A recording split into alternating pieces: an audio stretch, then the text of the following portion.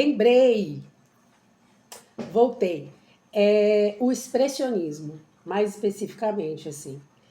E nesse processo, né, de construção do personagem, entendimento da peça e tudo mais, eu volto para Cacilda Becker, onde o expressionismo, você tem um exagero de imagem e de forma. Então, a melhor forma de eu mostrar isso para vocês é o quadro Grito, que vai estar em alguma parte aqui da tela, que é a expressão da coisa. Então, nas artes plásticas, você vai ter uma intensidade nas cores, e cores muito vivas, um laranja, um vermelho, né? E essa mistura de cores vivas presente nas telas, e as formas muito exageradas, muito, sabe assim? E no teatro isso se faz presente. E quem fez isso muito bem foi Cacilda Becker. Então não era um drama como, por exemplo, Ainda Estou Aqui, de Fernanda Torres, contido, né? É, como diria a música de Maísa, Meu Mundo Caiu. É sensacional, tem a ver com bolero, né? Enfim, tudo isso para dizer que era assim que mamãe me via. Ela sempre achava que quando eu trazia dores e o meu sofrimento, ele era carregado na tinta do drama, que eu era uma atriz, era uma cena, né? Quando o meu sofrimento, ele era uma cena teatral, literalmente falando para ela, assim. Ela nunca conseguiu entender as minhas intensidades, né? Dentro hoje, como eu falei já algumas vezes, né, da minha estrutura psíquica na superdotação e tudo mais, tenho essas intensidades, né? Então o charuto para mim nunca vai ser um charuto, né? Tropeçar e cair na rua, assim como ver uma flor saindo do asfalto, nada vai ser tão simples. Tudo vai ter um drama, vai ter uma emocionalidade envolvida ali, né? Então, quando eu entro no teatro, eu entro com essa primeira referência de Cacilda Becker. E eu fiz teatro amador na escola, no meu Fundamental 2, eu fiz no ensino médio, e eu tive momentos muito bacanas no teatro, assim. E assim como muita gente, principalmente no esporte, fala, o esporte me salvou, o esporte me deu caminho, o esporte me tirou de uma vida XYZ, o teatro fez o mesmo comigo, assim.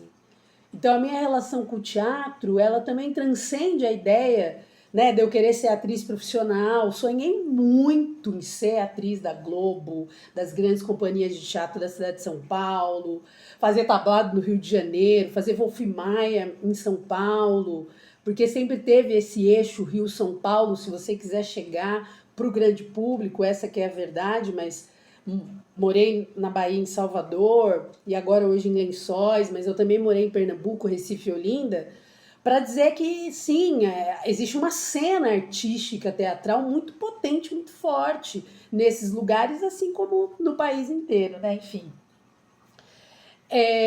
Cinema, imagina, quantas vezes imaginei, The Oscar Goes to Camila Ferreira, imagina, né? Sempre quis, arquivo confidencial no Faustão, enfim. E o Teatro Escola Macunaíma foi quando eu vou para São Paulo e me mudo aos 21 anos para lá, saio, né? Meus pais moravam até então na época em Sorocaba, e é ali que eu falo, cara, é aqui que eu vou começar a minha carreira profissional, assim. E o Macunaíma foi um momento da vida muito complexo em São Paulo, que eu vivia. Então, ali foi o meu núcleo familiar, assim, sabe? Onde aquelas pessoas, aqueles amigos viraram meio que irmãos meus, assim. Era todo sábado, assim. E a gente tinha um rito que era fazer a aula, e tinha um intervalo, que era meio na hora do almoço, a gente ia para feira, saudoso, pastel com caldo de cana, e depois voltava para ter as outras aulas, assim. E porque era tempo muito longo, porque eu não fazia uma vez por semana, porque eu não tinha grana, no final de semana era mais barato, então no sábado era um intensivão maior de aulas, assim. E eu tive a sorte e o privilégio de encontrar pessoas incríveis, assim. E eu me lembro até hoje que quando você começa, né, o, o curso de profissionalização, você faz o básico, aí depois P1, P2, P3, que é preparação do ator 1, 2, 3, enfim. E no básico, eu encontrei uma turma onde, depois de anos, naquele momento, o meu herê, a minha criança, ela botou para jogo e brincou muito, assim. A gente brincava muito. Porque tem uma coisa que é muito bacana que o teatro dá, ele oferece, isso não significa que vai acontecer, porque vai depender de um conjunto de fatores, vai depender dos professores, vai depender dos alunos, mas ele se propõe a oferecer para você que é a arte do brincar, e é a arte do ser ridículo, e rir de si mesmo, assim. Né? E isso não é esconder, nem reprimir, não, é um processo, inclusive, de elaboração psíquica. O palhaço faz isso muito bem, assim. Então eu brinquei muito, eu joguei muito, eu me diverti muito, assim, muito, assim. E depois a gente foi para a preparação do ator 1 e 2, e ali eu fiz, antes de ir para o espetáculo mesmo, né, fazer a montagem no módulo anterior, a gente fazia cenas, então ali pude fazer Nelson Rodrigues, meu sonho era fazer Nelson, meu sonho era fazer Plínio. E, cara, realizei o sonho de fazer Neuza Sueli em Navalha na Carne, embora meu parceiro de cena tenha estragado a cena, porque ele não jogou, e aquilo foi muito impactante para mim em cena, mas enfim, fiz. Foi essa oportunidade, né, que o teatro me deu de viver coisas que numa vida real eu não viveria, sabe assim?